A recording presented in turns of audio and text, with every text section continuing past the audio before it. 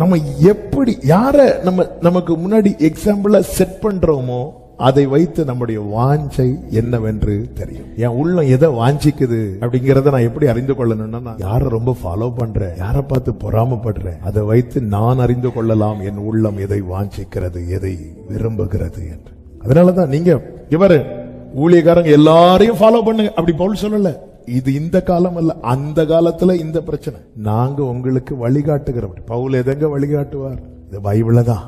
இதப்படி யாராவது நடக்கிறாங்கன்னா அவங்க எந்த டினாமினேஷன்ல உள்ளவங்களானாலும் சரி, எந்த ஸ்தாபனத்தில் உள்ளவங்க ஆனாலும் சரி, யாரானாலும் சரி, இதப்படி ஒருத்தங்க நடக்கிறாங்களா ஃபாலோ பண்ணுங்க. எதுக்கு இதை சொல்றாருன்னா, அநேகர் வேறு விதமாய் நடக்கிறார்கள், அவர்கள் கிறிஸ்துவின் சிலுவைக்கு பகைஞர் என்று உங்களுக்கு அநேகந்தரம் சொன்னேன். இப்பொழுது கண்ணீரோடும் நிறைய பேர் சிலுவைக்கும் சம்பந்தமே இல்லாம நடக்கிறாங்க.